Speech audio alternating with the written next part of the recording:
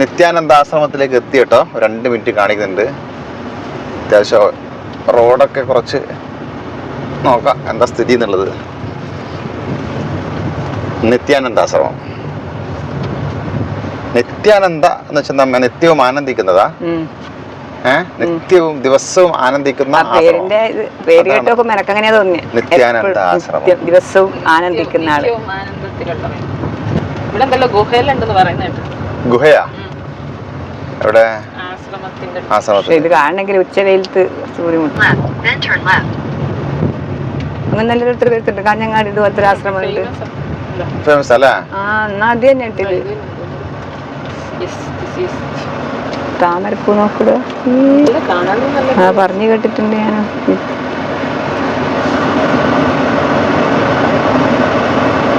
Welcome to സ്വാമി നിത്യാനന്ദ ആശ്രമം. ഭഗവാൻ നിത്യാനന്ദ ധ്യാന മന്ദിർ. ഇവിടെ നിർത്താം, ആർക്കും ശല്യമില്ലാത്ത രീതിയിൽ അല്ലേ?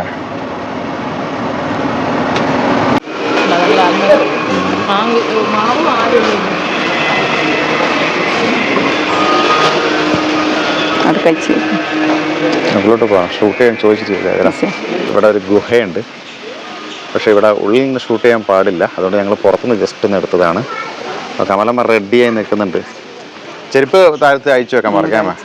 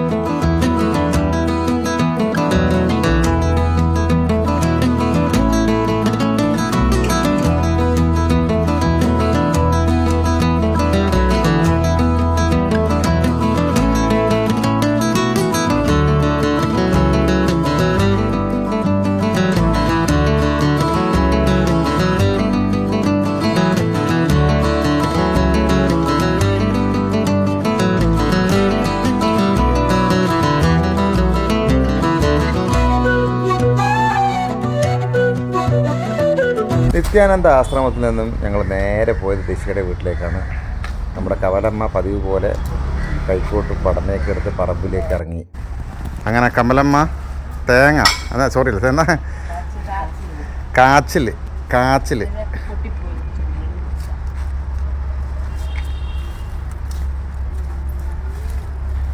എത്ര പൈസ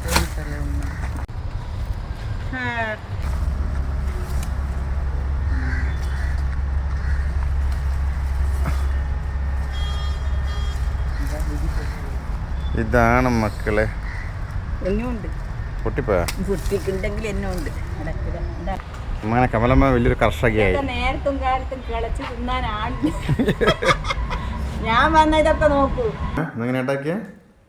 ഉപ്പും മഞ്ഞളും ഇട്ടിട്ട് വേവിച്ച് അതിന് വെള്ളം വാർത്ത് ഒരു തേങ്ങയും പച്ചമുളകും ചതുക്കിയിട്ട് കുറച്ച് വെളിച്ചെണ്ണയും പാർന്നു.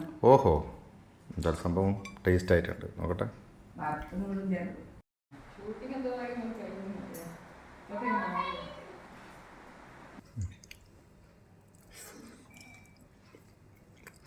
അല്ല കമല, ഇതെങ്ങനെ എങ്ങനെ ഒറ്റക്ക് ഉണ്ടാക്കുന്നത്? അത് കത്തിച്ചാ മതി. തീ കത്തിച്ചാൽ വെന്തോളൂ.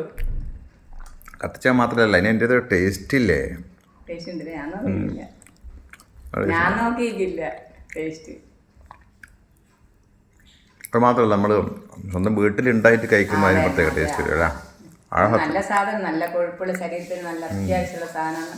നമ്മൾ പുറത്തുനിന്ന് പീടിയൊന്നും മേടിച്ച് നമുക്ക് കിട്ടാത്തതുകൊണ്ട് നമ്മൾ കഴിക്കലുമില്ല. ഇപ്പൊ കിട്ടുമ്പോ കഴിക്കാം. ഇഷ്ടപ്പെട്ടിക്കാ? ഇഷ്ടപ്പെടാനൊന്നുമില്ല. അഭിപ്രായം ഇപ്പോഴത്തെ പിള്ളേർക്ക് ഒന്നും കൊടുത്തില്ല അല്ലേ? സൂപ്പർ.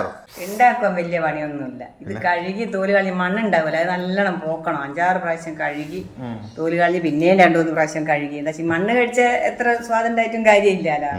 അങ്ങനെ കഴുകി കൊത്തിയിട്ട് മഞ്ഞളും കുറച്ച് ഉപ്പും ഇട്ട് വെള്ളത്തിൽ അടുപ്പത്ത് വെച്ച് അത് നല്ലോണം വെന്തതിന് ശേഷം വെള്ളം അങ്ങ് വാർത്ത് കളഞ്ഞ്. എന്നതിന് ശേഷം കുറച്ച് തേങ്ങയും പച്ചമുളകൊക്കെ ചതുക്കിയിട്ട് അകത്തിട്ട് ഒരു വെളിച്ചെണ്ണ ഒഴിച്ചതാ മെഴുക്ക്. വറുത്തിട്ടാലും രസം ഉണ്ടാവും, പക്ഷെ ഞാൻ എളുപ്പ വഴി നോക്കണ്ടിട്ട് അല്ല എളുപ്പ വഴിയാവാൻ വേണ്ടി കുറച്ച് വെളിച്ചെണ്ണ ഒഴിച്ച്. അപ്പൊ അതിൽ തന്നെ ചൂടോടെ ഒരു തിന്നുകയും ചെയ്തു. കൊടുത്ത കാലി പാത്രം കാലി. ദിശ അടിച്ചു മാറുന്നു. ദിശ പൂരത്തിട്ട് എന്താ ദിശ ഇത്? ഒരു മര്യാദ ഉണ്ട് തിന്നുന്നതിന്. വേറെ ആക്കും പിള്ളേർക്കെല്ലാം കൊടുക്കണ്ടേ?